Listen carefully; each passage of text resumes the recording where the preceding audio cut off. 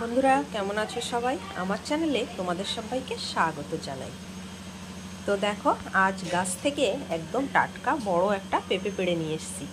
অনেক ছোট থেকে বড় অনেকেই পেঁপে খেতে একদমই পছন্দ করে না, কিন্তু আজকে এমনই দারুণ একটা রেসিপি বানাবো যেটা কেউ বুঝতেই পারবে না যে পেঁপে খাচ্ছে না কি খাচ্ছে, কিন্তু দারুণ অসাধারণ টেস্টি। তো চলো দেখে নাও কি বানাই। তো বন্ধুরা, আমার চ্যানেলে যদি নতুন বন্ধু হয়ে থাকো তাহলে চ্যানেলটি সাবস্ক্রাইব করে পাশে থাকার অনুরোধ রইল। তো চলো এখন পেঁপেটাকে কেটে নিই। তো দেখো বন্ধুরা, পেঁপেগুলো এইভাবে লম্বা লম্বা করে কেটে আর এরকম খোসা ছাড়িয়ে নিয়েছি। এখন একটা থালা নিয়ে নিয়েছি আর ঘষার জন্য এটা নিয়ে নিয়েছি। তোমাদের কাছে স্টিলের থাকলে স্টিলের নিতে পারো এবং এরকমও নিতে পারো। এখন পেঁপেটাকে ঘষে নেব, এইভাবে ঘষে নিতে হবে। তো দেখো বন্ধুরা, আমি কিন্তু পেঁপেটাকে এভাবে গ্রেট করে নিয়েছি। তো চলো এবার পরবর্তী অংশ দেখাই। তো বন্ধুরা, আমি এখানে একটু আতপ চাল ও দুটো কাঁচা লঙ্কা, আতপ চালটা বেশ কিছুক্ষণ ভিজিয়ে রেখেছিলাম, এখন এটা পেস্ট করে নেব। তোমরা শিলে বেটে নিতে পারো বা মিক্সিতেও পেস্ট তৈরি করে নিতে পারো। তো চলো এটা বেটে নিয়ে আসি। তো বন্ধুরা, পেঁপেটা মেখে নেব, তার আগে গ্যাসে একটা কড়াই বসিয়ে দিয়েছি। কড়াইটা গরম হলে সাদা তেলটা গরম করতে দিয়ে দেব, তারপরে পেঁপেটা মাখাবো। তো দেখো, কড়াইয়ে তেলটা বেশ কিছুটা পরিমাণে তেল দিয়েছি, তেলটা এখন গরম হয়ে যায়। তো চলো পেঁপেটা মেখে রেডি করে নিই। একটা বাটির মধ্যে কুচানো পেঁপেটা নিয়ে নিয়েছি। এখন দেব 1 চামচ রসুন বাটা, 1 চামচ আদা বাটা আর একটা বড় সাইজের পেঁয়াজ কুচানো।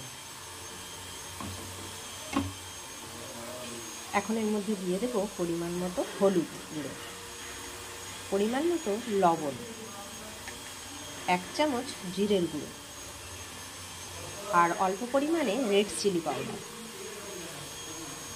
আর দিয়ে দেবো চাট মশলা। তোমরা চাট মশলা কিংবা ম্যাগি মশলাও দিতে পারো। এখন এর মধ্যে দিয়ে দেবো যে চালের পেস্টটা তৈরি করেছি সেটা। এই সব কিছু দিয়ে এখন সুন্দর করে মেখে নিতে হবে। তো চলো এইভাবে হাত দিয়ে খুব সুন্দর করে সব কিছু একসাথে মেখে নিতে হবে। তো দেখো, এটা সব কিছু দিয়ে মেখে নিয়েছি। এখন এর মধ্যে 2 চামচ বেসন দিয়ে দেবো, দিয়ে আবারও একবার মেখে নেব। তো দেখো, পেঁপেটা কিন্তু মেখে নেওয়া একদমই রেডি হয়ে গেছে। তো চলো এখন ভেজে নিই। তো দেখো, আমার তেলটাও কিন্তু গরম হয়ে গেছে। এখন আমি ছোট ছোট বড়ার আকারে কিংবা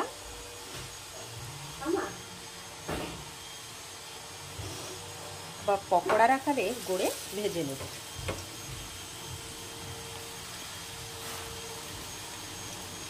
এইভাবে যদি আমরা পেঁপেকে পকোড়া বানিয়ে নিই তাহলে কিন্তু ছোট থেকে বড় কেউই বুঝতে পারবে না এটা আমরা কি দিয়ে বানিয়েছি, এবং এটা এত টেস্টি হয় যে সুন্দরভাবে খেয়েও নেবে। এটা কিন্তু আমরা গরম ভাতের সাথেও খেতে পারি, আবার সন্ধে টিফিন হিসেবেও খেতে পারি। তো বন্ধুরা, অবশ্যই বাড়িতে একবার এটা বানিয়ে দেখো, কেমন লাগে খেতে জানিও আমাকে।